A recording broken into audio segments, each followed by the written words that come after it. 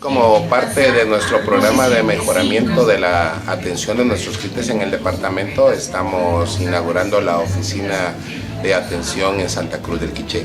Esta oficina tiene unas dimensiones cercanas a los 80 metros cuadrados, tiene las comodidades para que las personas puedan esperar a hacer su trámite de una forma cómoda. Tenemos instalado al inicio un ubicador, es decir, para que las personas informen de la gestión, es automático, toman su ticket y hacen la espera respectiva donde serán atendidos.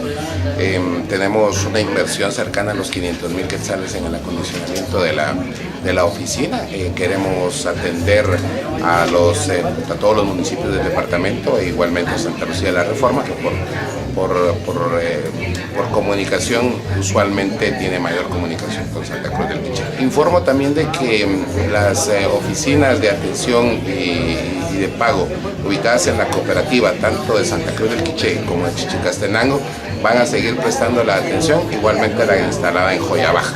Además, los centros de pago o los bancos están habilitados para realizar los cobros del servicio de electricidad, así como una nueva aplicación que tenemos para teléfonos móviles que permite hacer pagos en línea e igualmente los requerimientos y solicitudes que se pueden hacer en las oficinas comerciales.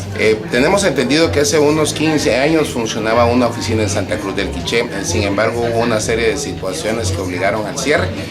La atención se trasladó a dos oficinas concertadas instaladas en la cooperativa que siguieron atendiendo. Entendemos de que hay una mayor demanda, el número de clientes en el departamento, aproximadamente 121,000, requieren de instalaciones modernas, eficientes y amigables, por lo cual juntamente con las autoridades municipales y departamentales acordamos reabrir esta oficina, acondicionarla para atender al pueblo quichenense.